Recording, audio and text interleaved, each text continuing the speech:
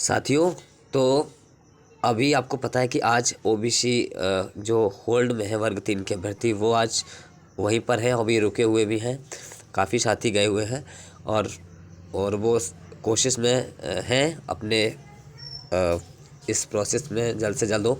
साथियों, साथ में वो तो मेहनत कर ही रहे हैं, आज पहुंच गए हैं।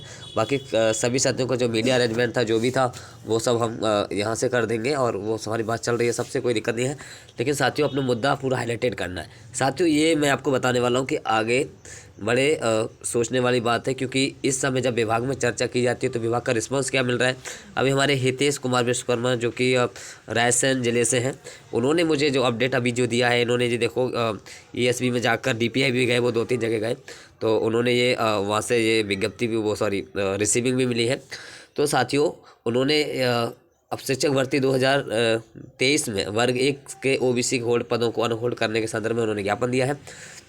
साथियों, हमारे वर्ग 3 के साथी पूरी तरीके से पहुंच गए हैं और जो भी मुझसे यहाँ से हेल्प होगा, प्रिंट मीडिया, इलेक्ट्रॉनिक मीडिया की जो भी मुझे अपडेट करवानी चीज़ होंगी, वो मैं रोज़ उनको यहाँ से करवाता रहूँगा।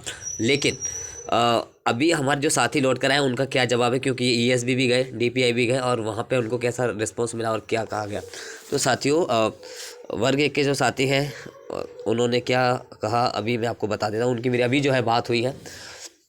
साथियों, उनसे विभाग में और ईएसबी में एक महत्वपूर्ण है जो बात निकल कर आई है, वो ये है कि एक नया उन्होंने फॉर्मूला ढूंढा है इस याचिका के अलावा 5901 को, जो कि इस जो भर्ती है इससे संबंधित नहीं है, उसको वह मूल याचिका बता रहे हैं विभाग वाले या और ईएसबी वाले। साथियों, एक बहुत आपको पॉजिटिवली लगेगा, बहुत एक अच्छी अपडेट भी मिलेगी, वो मैं आपको बताने वाला हूँ। इन्होंने जब वहाँ पे जाके संपर्क किया तो संपर्क करने के बाद जीएडी में भी गए, तो उनका ये एक ऐसी पॉजिटिव न्यूज लेकर आए हैं, पॉजिटिव अपडेट लेकर आए हैं कि इन्होंने कहा कि जब इनसे संबंधित अधिकारियों से जब इन्होंने अपना ये ज्ञापन दिया और उनसे बात की, तो वहाँ से एक अच्छा जो रिस्पॉन्स है वो मिला है। क्योंकि अभी हाल ही में आपको पता होगा कि कांग्रेस ने अपने एमपी कांग्रेस ट्विटर पे और कांग्रेस ट्विटर पे और जितने भी बड़े बड़े नेता हैं कांग्रेस के, उन सब ने 27% का जो समर्थन किया है। तो इस बात को लेकर आपको पता है माननीय मुख्यमंत्री जी हालांकि अभी बाहर आ जाए हैं और लेकिन अभी जापान से लौटे हैं, लेकिन जापान में जब माननीय हाईकोर्ट का ऑर्डर आया था तो उस समय यहाँ पे मुद्दा काफ़ी हाईलाइटेड हो गया था। तो इस संबंध में उन्होंने जीएडी में चर्चा भी की है माननीय मुख्यमंत्री जी ने, ऐसा अधिकारीगण बता रहे थे। तो वो उन्होंने मुझे बताया कि हाल ही में जैसे माननीय हाईकोर्ट का ऑर्डर आया, जैसे विपक्ष ने उस मुद्दे को उठाया, तो 18 105 को लेकर जब ये मुद्दा हाईलाइटेड हुआ तो ऐसा बताया गया है कि माननीय मुख्यमंत्री जी ने जीएडी में जो है चर्चा की है और चर्चा करने के बाद फिर जल्द से जल्द इसके बारे में क्या सॉल्यूशन निकल सकता है, उन्होंने ऐसा निर्देश दिए हैं। लेकिन साथियों, बहुत अच्छी पॉजिटिव ये भी बात है कि हमारे मुख्यमंत्री जी अब अपने एमपी में आके साथियों हैं ही। तो जैसे कैबिनेट मीटिंग होती है कल या परसों, मंगलवार को या बुधवार को, तो ज़रूर है इस पर जो है संज्ञान लिया जा सकता है, क्योंकि बहुत बड़ा मैटर है साथियों। और पॉजिटिव इतना है कि अभी मुख्यमंत्री जी ने भी इस याचिका के बारे में जागरूकता दिखाई है, जागरूकता के बारे में विभाग को भी, जीएडी को भी सचेत किया है।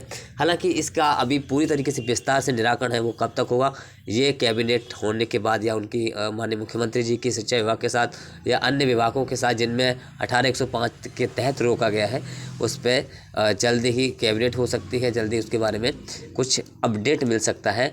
और मुझे पूर्ण विश्वास है कि जो इस याचिका के तहत रुकी होंगी भर्तियाँ, उन भर्तियों का निराकरण जल्द से जल्द हो जाएगा। साथियों, अभी तो थोड़ी सी गुंजाइश है, देखो क्या होता है, लेकिन इतना पॉजिटिव है कि अभी माननीय मुख्यमंत्री जी ने भी इस चीज़ को विभाग को, जीएडी को भी अभी निर्देशित किया है। हालांकि आप जानते हैं कि हमारे यहाँ के जो अधिकारी होते हैं, चाहे वो कमिश्नर हो, उप संचालक हो, है ना, तो ऐसे जो लोग होते हैं ना, ये अधूरी जानकारियां जो है ऊपर देते हैं। इन अधूरी जानकारियों की वजह से ये चीज़ें होती हैं। लेकिन मुझे पूर्ण विश्वास है कि माननीय मुख्यमंत्री जी इस पर ज़रूर संज्ञान लेंगे और इस 18 105 के तहत जितनी भी भर्तियाँ रुकी हुई हैं उस पर प्रक्रिया चालू करवाएंगे। साथियों, ये तभी फाइनल निकल कर आएगा जब माननीय कैबिनेट में इस मुद्दे को उठाया जाए और कैबिनेट में इस मुद्दे को रखाया जाए, है ना। ठीक है, अभी बात ये है, फिलहाल मैं आपको एक बात और बता दूँ ये 2023 की भर्ती के अभ्यर्थी थे, ओबीसी अभ्यर्थी, उन्होंने जो है ज्ञापन दिया है। और साथ में ये देखिए साथियों, अब मैं एक और आपको बात बता दूं, अगर अभी 10-15 दिन तक, अगर इस फरवरी तक या 10-20-25 फरवरी तक अगर इस चीज़ का निराकरण प्रोसेस चालू नहीं होती है, तो मैं ये कहता हूँ कि सभी अभ्यर्थियों को जो अनहोल्ड जिनका हुआ है, मान लीजिए 18-105 में जिसका निराकरण हुआ है, तो वो सभी अभ्यर्थी, चाहे वो 2018 की शिक्षक भर्ती वाले हों, 2001 की शिक्षक भर्ती वाले हों, या फिर 2020 की अपनी जो प्राथमिक शिक्षक भर्ती है वो अभ्यर्थी हों, सबको एकजुटता दिखानी होगी। सबको यहाँ पे कोई राजनीतिक चीज़ें नहीं करनी है। सबको अपने हैं जो अभ्यर्थी हैं, उन अभ्यर्थियों को एक बहुत बड़ा, जो कि एक ऐसा अगर मूवमेंट आता है कि प्रक्रिया चालू नहीं हो रही है, तो नीलम पार्क वगैरह या कहीं का अपने जैसे परमिशन लेके सभी को अपना वहाँ पे 100% देना है। ठीक है साथियों, तो ये बहुत बड़ी चीज़ है। अभी तो फ़िलहाल तो ये है कि आज जो साथी गए हैं उन्हें मतलब अब क्या कहें कि अब देखो प्रोसेस में वो, क्योंकि खलबली मची हुई है विभाग में, जेएडी में भी खलबली मची हुई है, और प्रत्येक विभाग में जहाँ पे ये 18-105 का मैटर उलझा हुआ था इसके कारण, तो चाहे शिक्षा विभाग हो, चाहे जहाँ पे चाहे पुलिस की भर्ती है, चाहे वो वाला विभाग हो, चाहे अन्य भर्तियाँ जिसमें 18-105 तहत रोका गया, उसके तहत रोका गया है, तो उन सभी विभागों में हलचल बहुत मची हुई है। और मुझे लग रहा है कि माननीय मुख्यमंत्री की जब बैठक होगी, उसके लिए पॉजिटिव रिस्पांस आ सकता है जल्दी ही। ठीक है, क्योंकि अधिकारी हैं जो है गुमराह करने की पूरी कोशिश करते हैं, और है ना, ऐसा ना हो, तो इसके लिए हमें हालांकि विपक्ष ने काफ़ी सपोर्ट किया है, विपक्ष ने बिल्कुल, क्योंकि जो तथ्यात्मक चीज़ें हैं वो उन्होंने ट्विटर पे अपने पे की है, सोशल मीडिया के उनको उन्होंने बताया है। तो आप जानते हैं कि अभी क्या बोलते हैं,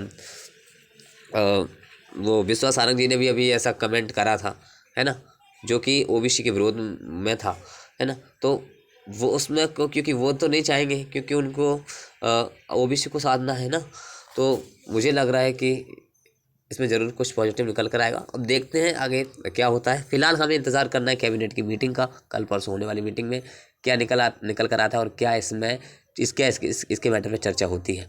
ठीक है, तो ये जो बात है, बाकी वर्ग 1, वर्ग 2, वर्ग 3, 2018 भर्ती, 2020 की भर्ती और 2023 की भर्तियों को अंतिम मूवमेंट के लिए, मैं ये शिक्षक भर्ती की बात कर रहा हूँ, अन्य विभागों में भी अगर ये मामला है तो वो विभागों के संगठन भी पूरी तरीके से एक्टिव हो जाए और अपनी जो बात है वो रखें। मैं बात करना चाहूँगा 2018 शिक्षक भर्ती, 2020 और 2023 की वर्ग 1 की शिक्षक भर्ती की, कि उन सभी ओबीसी अभ्यर्थियों जो होल्ड पदों में उनका है, तो उन सभी को एक्टिव होने की ज़रूरत है। और जल्दी ही, अगर पहली बात तो वर्ग 1 वाले अपने स्तर पे जाएँ, 2018 वाले भर्ती वाले अभ्यर्थी, और 2023 वाले अपने स्तर पे जाएँ, 2020 वाले अपने स्तर पे लगे हुए हैं, है ना, वो तो कोशिश रोज़ करनी ही है।